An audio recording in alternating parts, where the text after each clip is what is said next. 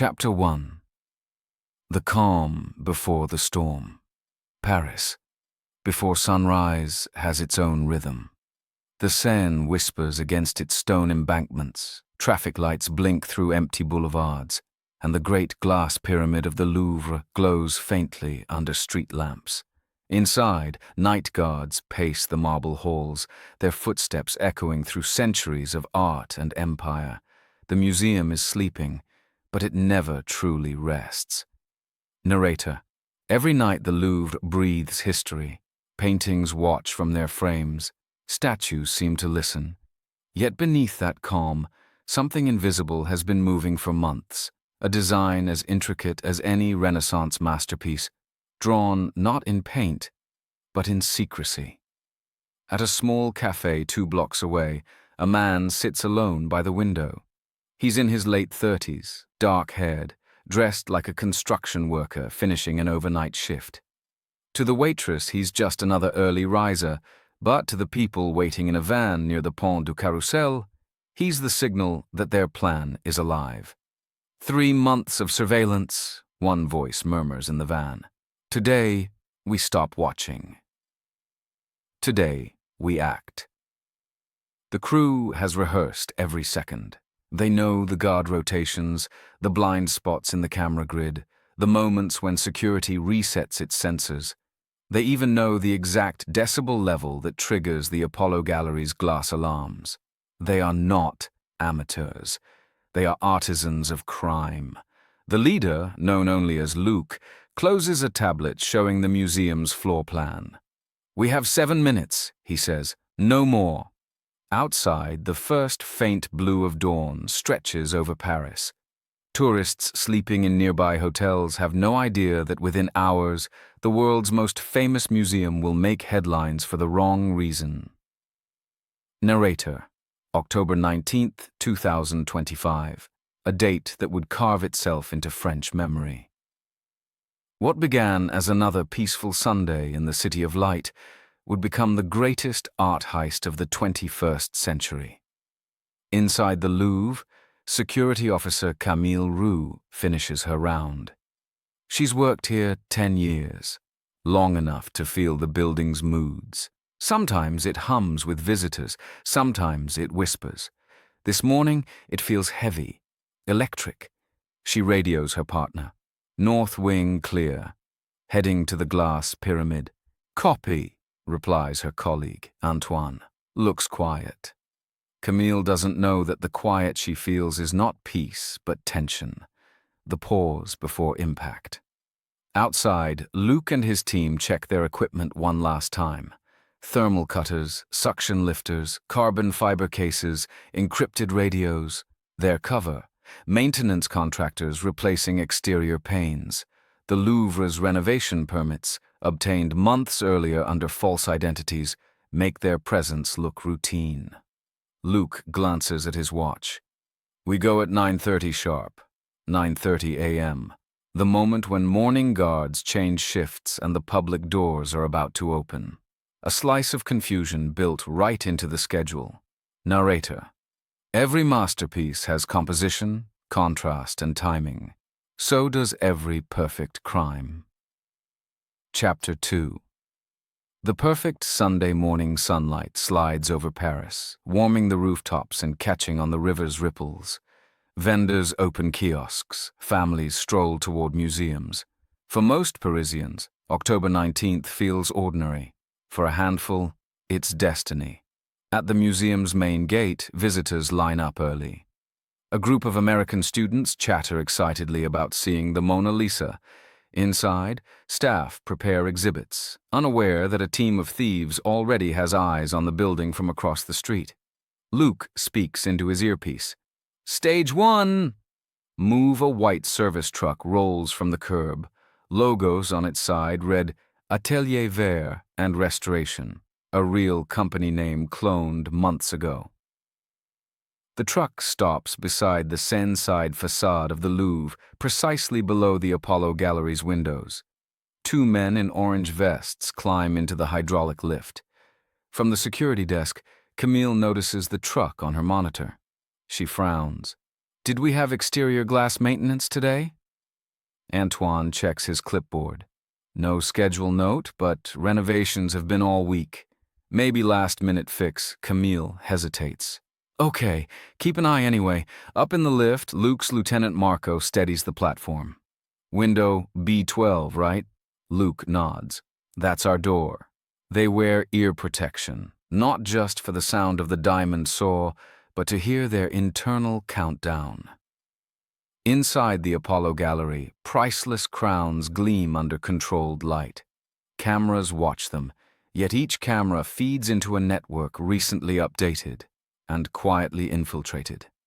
Luke's hacker, a woman known as Sarah, sits in a small apartment a few blocks away, laptop glowing. Sarah mutters, "System check." Loop engaged in 3, 2, 1. On the monitors inside the Louvre, the video freezes on a perfect still frame, the empty gallery. For the next 8 minutes, security will see nothing but calm perfection. The saw bites into the window frame. Sparks fly. The sound blends with city noise. Pedestrians walking the quay don't look up. The glass panel loosens, lifted silently by suction grips. Luke slips inside first, landing cat-light on marble. He scans the hall. Timer starts. The Apollo Gallery smells of polish and old stone. Cases line the room like altars. In the center, under halogen glow, rest the jewels of French Empire. Emerald crowns, diamond necklaces, ornaments that once touched Napoleon's dynasty. Marco whispers, "Which ones?" Luke points. "Targets A through H. Go." Each thief moves to a case. Compact charges crack the seals without shattering. One by one, treasures vanish into foam-lined boxes. Downstairs, Camille finishes a visitor check at the main entrance. Her radio crackles with faint static. Sarah's interference. She shakes it off. Narrator. In less than 4 minutes, 8 centuries of royal history are lifted from their glass tombs. At 9:36, Luke whispers, "Package confirmed." Exit. They retreat through the window, slide the pane back into place, and descend in the lift.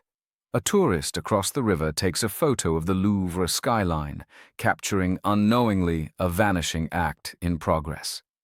Camille's screen flickers. She frowns again. "Antoine, I'm getting feed lag from Apollo."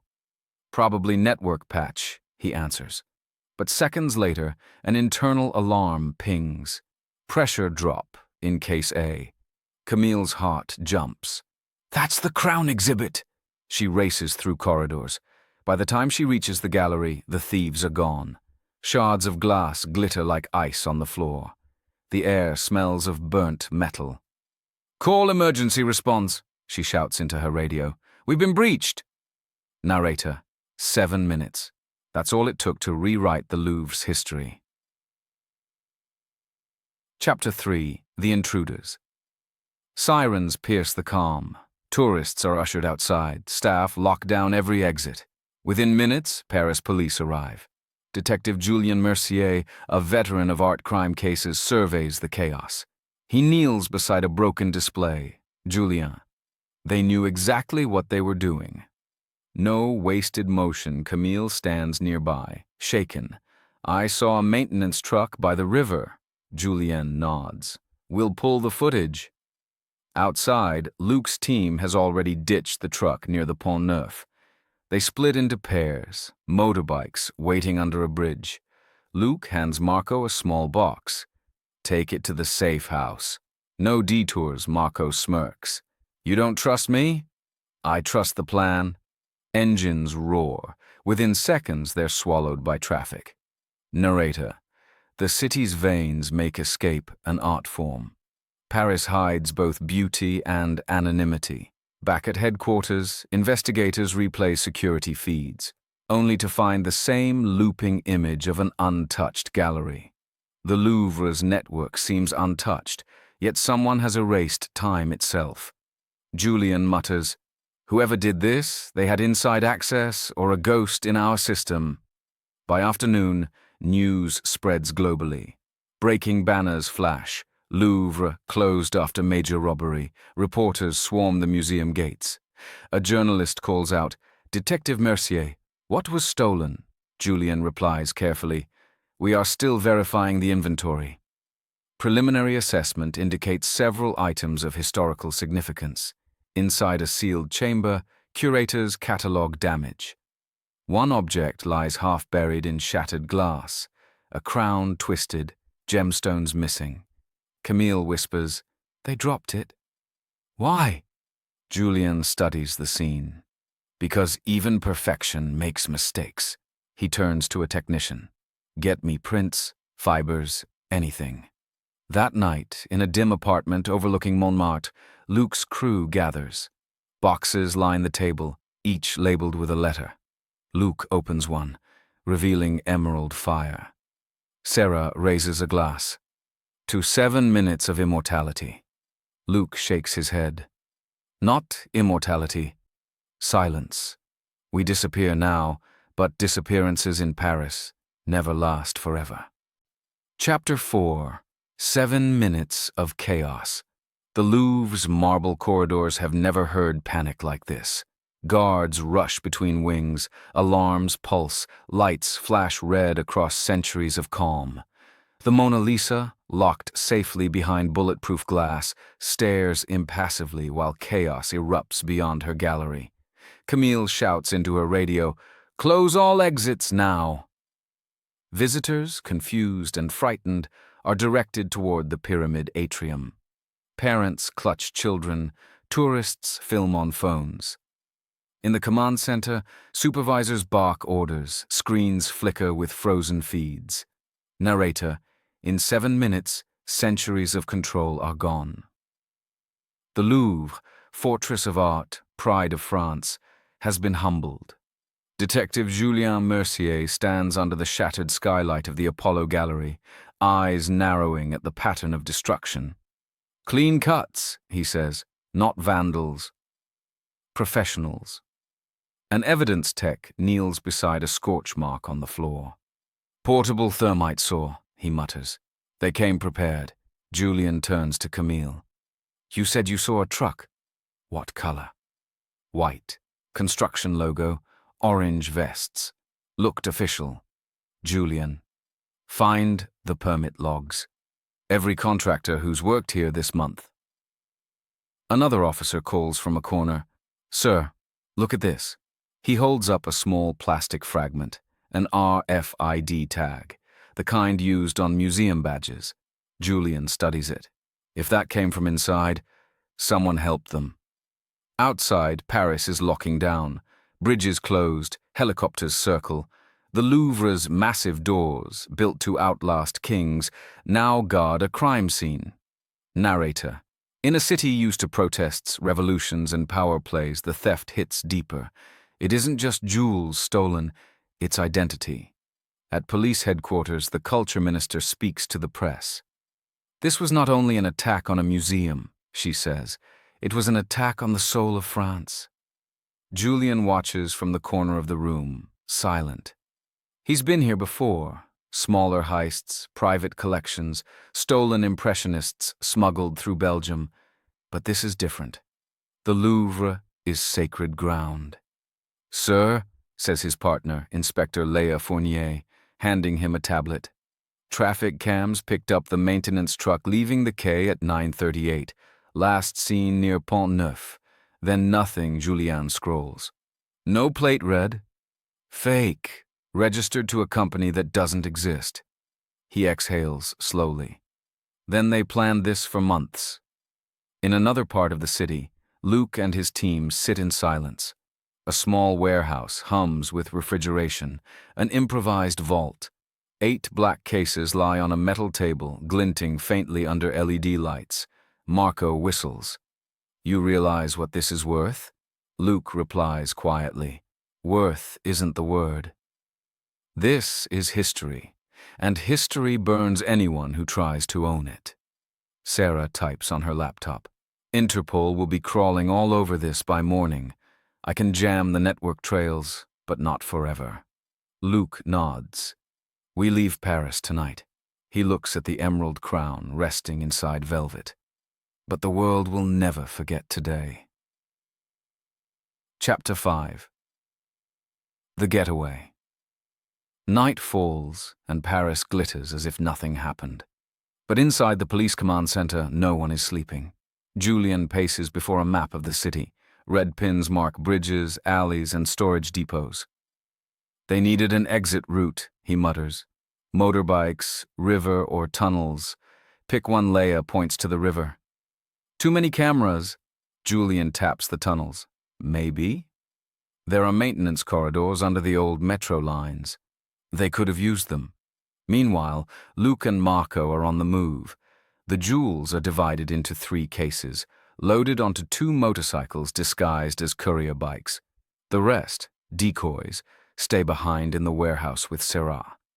Safe house in Montreuil, Marco says. From there, we vanish. Luc zips his jacket. We vanish when they stop looking. Not before they ride through side streets, blending with the nightlife traffic. Every intersection feels like a checkpoint. Every headlight looks like pursuit. Luc's pulse stays steady, trained by years of military precision. Narrator. In a modern city, escape is no longer about distance. It's about data, avoiding the digital eyes that never blink. At 1:12 a.m., a helicopter sweeps across the eastern suburbs. Police scanners buzz with chatter. Possible suspects on motorbikes heading east from Bastille. Julien hears the report and snaps to attention. Deploy teams to Rue de Lyon, intercept route to Montreuil. Luc hears it too. Radio crackle from a police car nearby. He veers down a narrow alley, tires skidding on cobblestones. Marco follows, barely keeping control. A siren wails behind them. "We're burned!" Marco shouts. Luc's voice stays calm. "Keep going." Ahead, the alley opens onto a service ramp leading into an underground parking lot. Luc kills his lights and coasts down, engines silent. Police vehicles roar past above them, unaware. In the darkness, Luc exhales. "That's one." Marco laughs breathlessly. "You're insane." "Maybe," Luc replies, "but we're free, for now." They hide the bikes, swap jackets, and take a back stairway to street level. A delivery van idles nearby, the second stage of their escape. Marco drives. Luc watches the skyline recede. Behind them, sirens fade. Narrator. The most successful thieves aren't those who run fastest, but those who vanish quietly. Back at headquarters, Julien studies surveillance from the Bastille district. 2 blurred silhouettes on bikes, helmeted, impossible to ID. He slams his pen against the desk. "They're ghosts." Leia leans against the wall. "You've chased ghosts before." Julien replies, "Not like these." At dawn, Sarah wipes her laptop drive clean and loads the remaining cases into a crate marked wine samples. She calls Luc. "You're clear?" "Warehouse scrubbed. I'm heading south." Luc answers softly, "We meet in Marseille in 2 days. Then Italy." Chapter 6. Paris in panic. By morning, the city's heartbeat has changed. Every news channel runs the same headline: Louvre robbed in broad daylight. Anchors speak with disbelief. Commentators call it humiliation. In cafes, Parisians argue in low voices. "How could anyone break into the Louvre?" asks one. "They must have had help inside," says another. At the museum gates, hundreds gather. Tourists hold phones aloft, trying to capture the now closed pyramid. Reporters shove microphones at anyone in uniform. Camille faces the cameras briefly, exhausted. "We're cooperating fully with police." The investigation is ongoing. Narrator. The world's most visited museum has become its most watched crime scene. Inside, curators move like ghosts through empty halls. The absence of the jewels is louder than the alarms. Each missing crown leaves a scar in the display light, a blank glare where history once sparkled. Detective Julien Mercier convenes his team. "We've got partial DNA from a glove, tire prints near the river, and one partial face match on a helmet reflection. Leia frowns. That's not enough to prosecute, Julien. No, but it's enough to start hunting. They trace equipment purchases, industrial glass cutters, thermite rods, shipped months earlier to shell companies. Each lead dies in bureaucracy. Leia says quietly, they planned this before summer. Julien, which means they were watching us all along. Narrator. Every investigator feels the same mix, admiration and fury. To steal from the Louvre and live takes genius. To get away with it takes luck. The French president addresses the nation that night. We will recover what belongs to our heritage. The thieves who dared to wound our culture will be found. Applause fills the Élysée Palace press room, but Julien feels no triumph. He knows recovery takes more than patriotism. It takes patience and obsession. At home, he pins new photos to his investigation board. The broken crown, the empty case, the blurred bike image. He stares at them until dawn. Meanwhile, far south near Lyon, Luke's team switches vehicles again. They abandon the van, boarding a freight train bound for Marseille. The cases, hidden among industrial crates, ride with them. Marco asks, "You ever think about what happens after?" Luke, "After what?" "After we sell them." "What's the point? Money? Fame?" Luke shakes his head.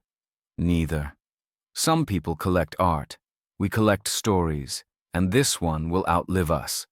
Sarah, scrolling her phone, murmurs, "Interpol just issued an international alert. They've named it Operation Apollo." Luke smirks. "Fitting. We stole from gods." Chapter 7. The investigation begins. 2 days after the heist, the grey skies over Paris seem heavier, as if the city itself is ashamed. The Louvre remains closed, its massive doors guarded by police and military alike. Inside, the echo of footsteps has been replaced by the murmur of investigators cataloguing damage and searching for invisible trails. Narrator. When a crime strikes at the heart of a nation, the investigation becomes something more than police work. It becomes a matter of pride. Detective Julien Mercier stands in the Apollo Gallery once again, now cleared of tourists and cameras. Only dust and fingerprints tell the story here. He looks toward Camille Roux, the security officer who was first on the scene. "Julien, tell me again, from the start." Camille takes a breath. "At 9:30, I noticed a maintenance truck on the Quai des Tuileries. No work order. I radioed in, got static. Then the alarm pinged from the gallery. By the time I got here, they were gone." Julien. "You said they wore vests?" Camille nods. "Orange, reflective stripes. Looked official. I didn't question it." Julien sighs. "They counted on that." Nearby, an evidence technician waves him over. "Detective, we've found partial prints on the frame of the broken window. One match in the Europol database, Marco D'Angelo, Italian national. Prior record, smuggling antiquities out of Rome." Julian's eyes narrow. "So the Italians are involved," Leia, his partner, replies softly. "Fitting." The Mona Lisa thief was Italian too. Julien allows himself a thin smile. History repeats, but this time we won't wait 2 years to catch them.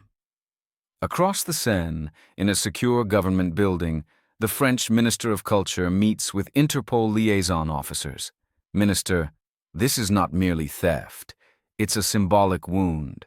I want results, not theories." Interpol chief. "We've traced financial transfers linked to art dealers in Belgium, Italy, and the United Arab Emirates.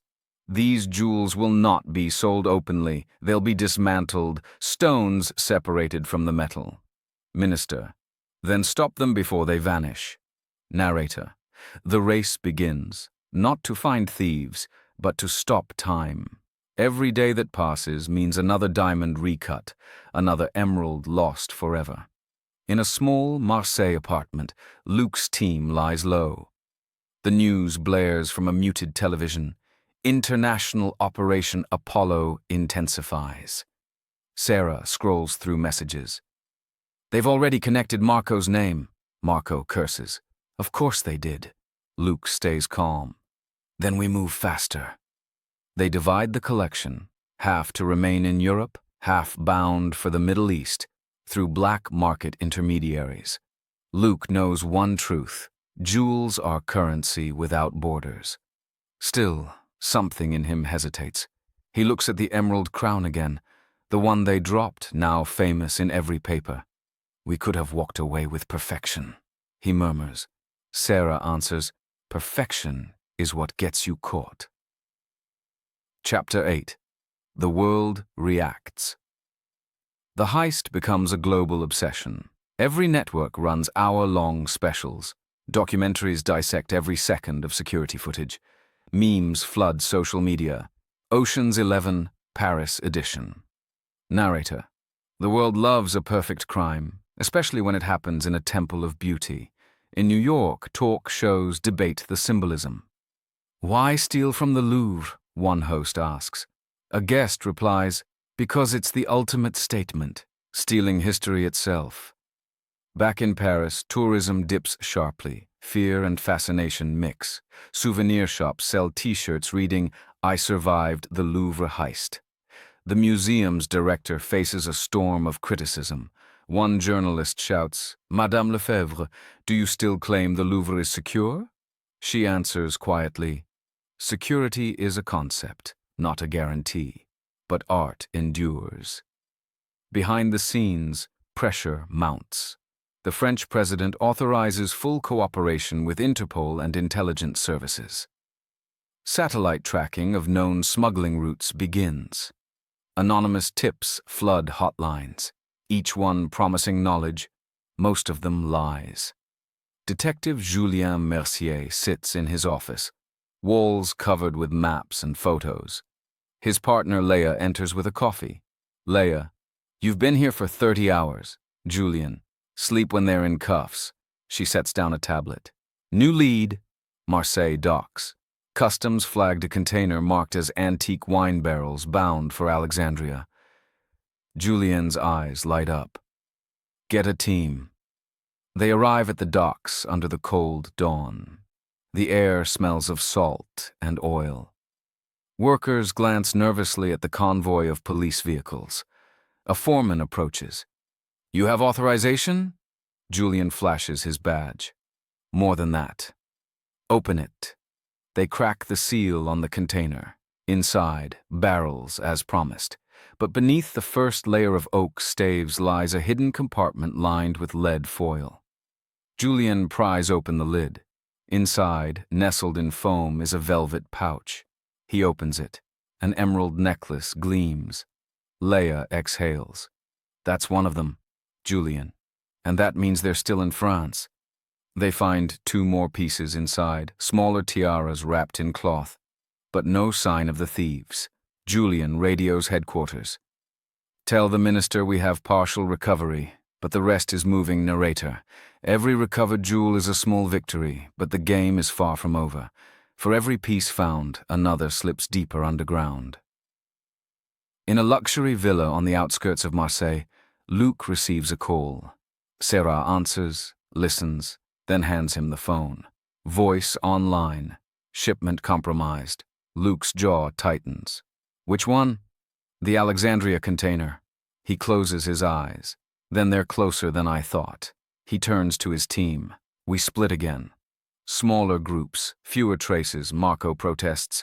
We can't keep running forever. Luke replies, forever is shorter than you think. Chapter 9.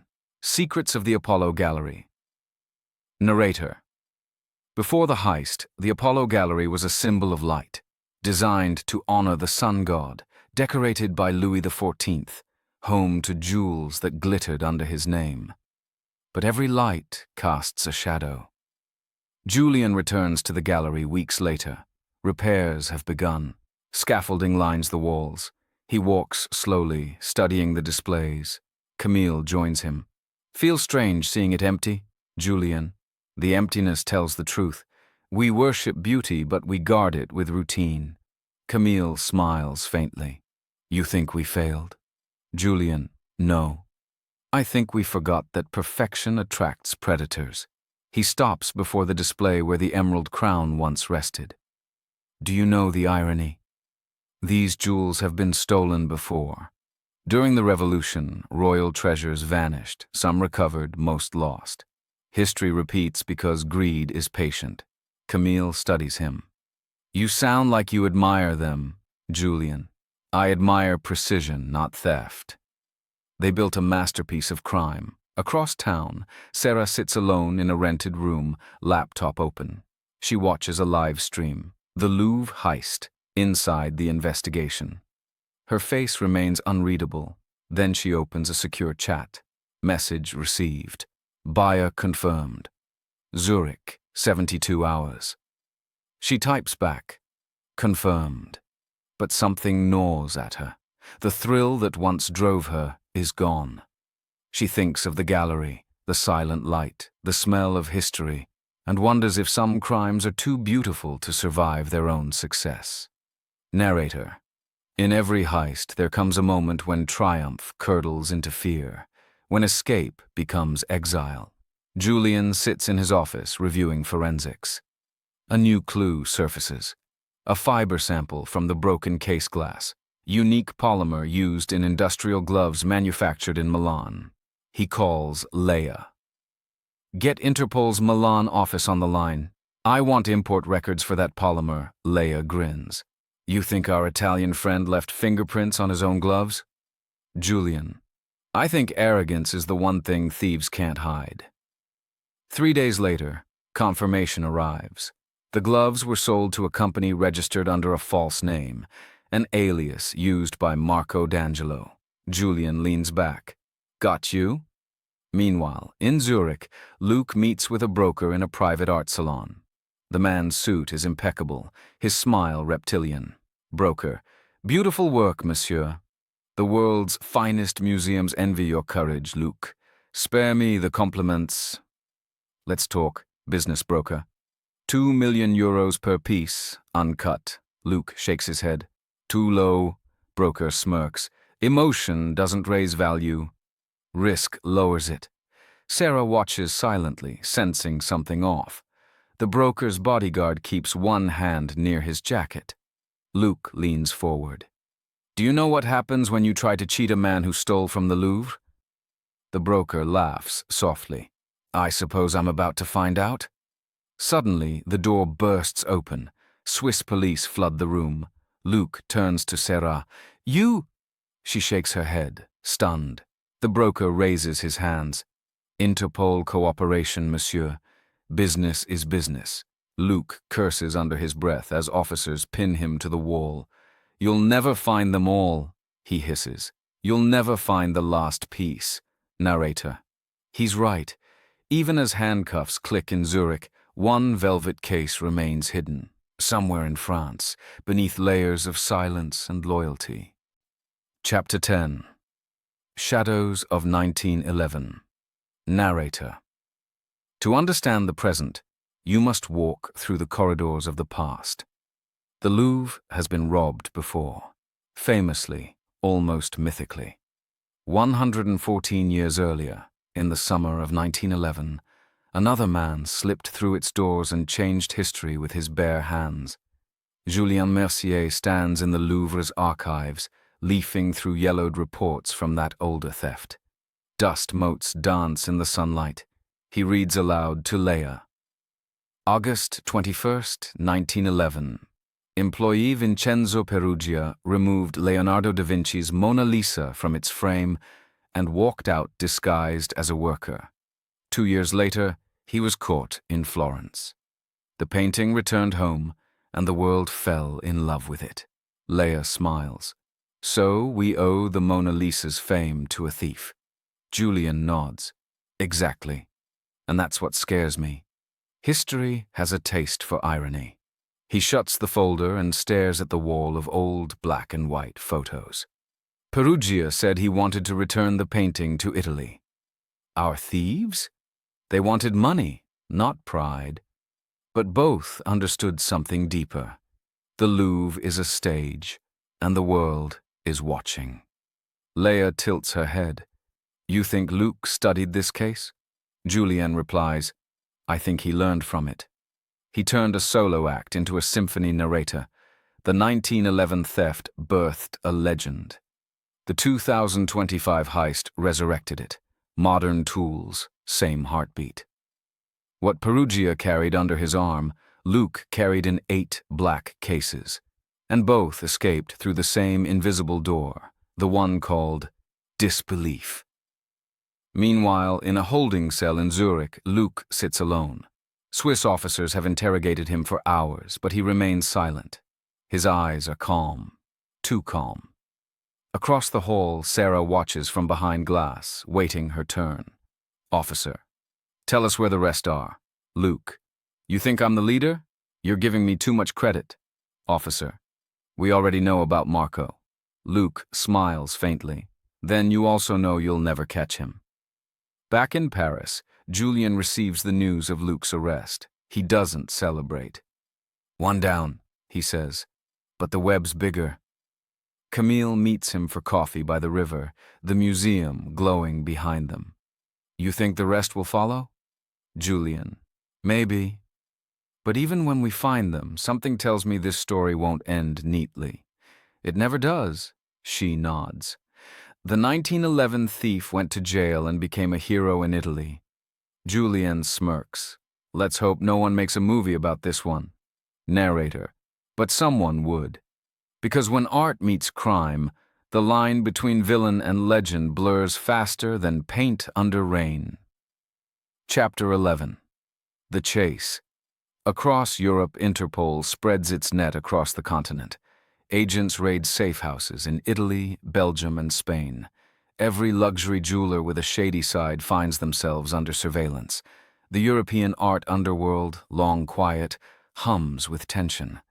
Julien and Leia join an Interpol task force in Milan.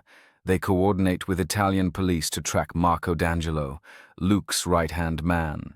His face is plastered on wanted posters. His trail leads to a farmhouse in Tuscany. Italian Captain Rossi greets Julien warmly. Welcome to my country, detective. We don't like when our thieves embarrass us abroad. Julien grins. Then let's make him regret it. That night, under a waxing moon, a convoy of unmarked cars rolls through olive groves. Dogs bark in the distance. At 2:17 a.m., they surround the farmhouse. Rossi whispers, "We go on 3. Julien nods. 1, 2, 3. They burst in. Inside, crates and tools litter the floor. Marco, half asleep, grabs for a pistol, but Julien's quicker. The detective pins him against the wall. Julien, "Game over, Marco." Marco sneers. "You think it ends with me?" Julien, "It ends when I say it does." In a back room, they find another velvet case. Inside rests a diamond brooch shaped like a starburst, the missing Empress Eugenie piece. Rossi whistles. "Beautiful. My wife would kill for this." Julien replies dryly, "Let's keep it out of gift wrapping." They escort Marco outside as dawn breaks over the hills. He looks back at the farmhouse once, then smiles. "You caught me, detective." "But you'll never find the woman." Julien stops. "What woman?" Marco grins wider. "Sarah. She's smarter than all of us, narrator. Every hunter dreams of the final quarry. Every story needs a ghost." Back in Zurich, Sarah sits in an interrogation room. She's calm, cooperative, too cooperative. "I want a deal," she tells the Swiss inspector. "Information for immunity." The inspector calls Julien in Milan. "She'll talk, but only to you." Julien boards the next flight to Zurich. When he walks into the room, Sarah looks up with tired eyes. "Julien, you sold out Luke." "Why?" Sarah, "Because he was going to sell us first." Julien, "And the jewels?" Sarah smirks. "You found most." One remains Julien. "Where?" Sarah, "Where no one would ever think to look, the Louvre itself." Julien freezes. "What are you talking about?" Sarah leans forward. He hid it back inside. The perfect hiding place. They'd searched the world, but never the source narrator. The thief who dared to rob the Louvre may have used the Louvre to hide his last prize. It's a twist worthy of the masters hanging on its walls. Chapter 12. The Betrayal. Julien returns to Paris immediately, his mind racing.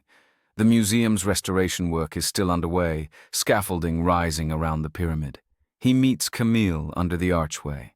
"I need access to every sealed chamber," he says, "especially storage zones closed during the renovation." Camille nods. "You think they hid something here?" Julien: "That's what she said.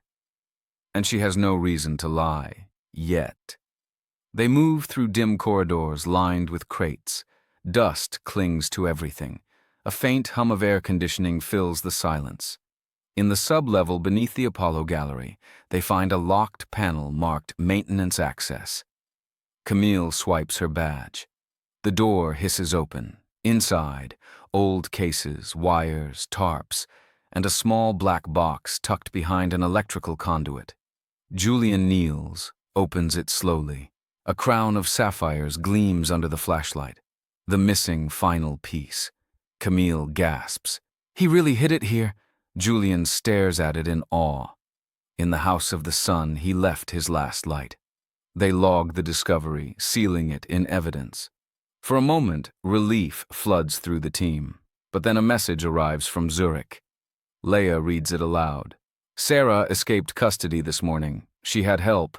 Someone posing as a French liaison." Julien slams his fist on the table. "She played us," Camille whispers.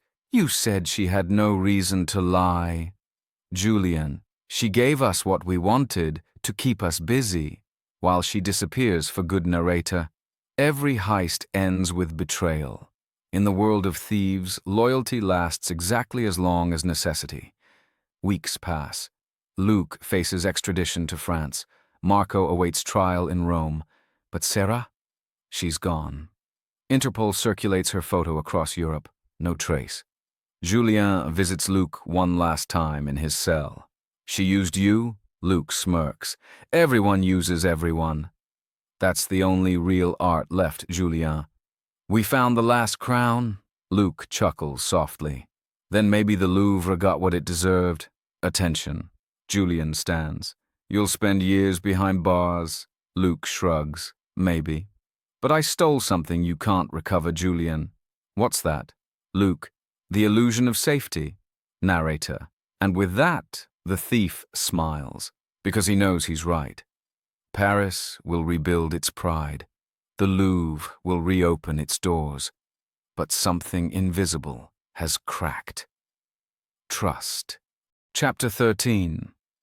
The Reckoning Narrator. Every great story must face its moment of reckoning, when lies unravel, loyalties crumble, and truth stands bare. For the Louvre Heist, that moment came not with sirens, but with silence. A month after the arrests, the city of Paris begins to breathe again. Tourists return, cautious but curious. The Louvre reopens its doors under heavy guard. Behind the gleaming pyramid, construction crews finish repairs while reporters cluster outside. Detective Julien Mercier walks through the hall, his reflection stretching across polished floors. Each step feels heavier. The museum smells of varnish and restoration, but he can still sense the echo of that October morning, the chaos, the sirens, the panic. Camille joins him. "Feels different now, doesn't it?" Julien: "Yeah. It's like someone took the soul out of the place and stitched it back slightly wrong." Camille: "You found everything, though." "That's something, Julien. Everything except her." He's thinking of Sarah, the ghost in the system, the woman who disappeared as if Paris swallowed her whole. That night, Julien meets Leia at a riverside bar. Rain dots the windows. Leia: "Interpol's closing the file. They're calling it a success." Julien: "Success? We lost half the stones before they even made it to evidence lockup." Leia shrugs. Politics loves closure more than truth. Julien stares into his glass. There's no closure in art or crime, only pauses. Narrator. For the world, the Louvre heist was over. For Julien Mercier, it was still breathing. In Italy, Marco D'Angelo stands trial. Cameras flash as he's escorted into the courtroom. He's calm, charming even. The kind of man who treats handcuffs like accessories. Reporters shout questions. Did you plan the heist? Who funded you? Where's Sarah? Marco smirks. Ask the museum. Maybe they wanted publicity. In Paris, Luc's extradition draws massive attention. Protesters shout outside the courthouse, some condemning him, others romanticizing the thief who humbled the Louvre. During the hearing, Luc listens to the charges: armed robbery, destruction of cultural property, conspiracy. He raises his head. I didn't destroy culture, he says to the judge. I reminded people it matters. The courtroom falls silent. Julien watches from the gallery. The thief's words sting more than he'd like to admit. Because in the weeks since the heist, something strange has happened. Attendance at museums across France has soared. People want to see the treasures before they vanish again. Narrator. Sometimes the crime itself becomes the advertisement. Later, in his cell, Luc receives a smuggled letter. The handwriting is elegant, unmistakable. Luc, the world keeps spinning. I told you it would. S. He smiles, folding the note carefully, as if it were art itself. Chapter 14. Recovery and Revelation.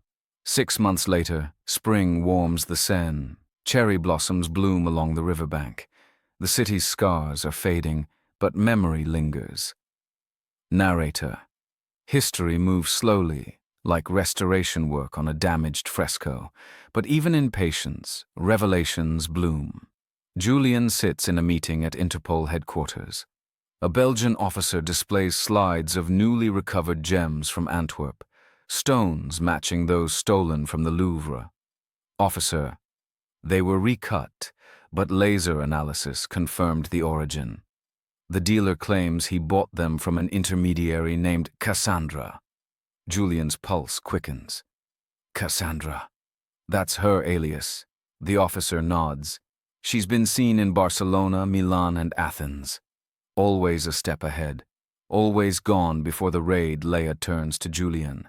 She's taunting you. Julien smiles grimly. Good. That means she's not finished back in Paris. The Louvre unveils its restored Apollo gallery. The jewels, replicas for now, shimmer under new bulletproof glass. The French president attends, delivering a speech on resilience. Art survives because humanity refuses to let beauty die, he declares.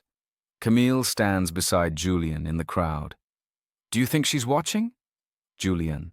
If I were her, I'd be in the front row. At that moment, among the visitors, a woman in a black hat watches quietly. Her gaze lingers on the restored crowns, then shifts to Julien. A faint smile curves her lips before she disappears into the crowd. Narrator.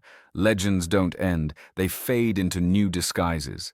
Days later, Julien receives a parcel at his office. No sender name, no return address. Inside is a small envelope containing a single blue sapphire. Attached note. A souvenir, detective. You missed one. Leia laughs softly when she sees it. She's mocking you. Julien shakes his head. No, she's reminding me, Leia. Of what? Julien. That perfection always leaves a flaw. The sapphire is analyzed and confirmed. Genuine, from the stolen crown. But Julien refuses to file it as recovered.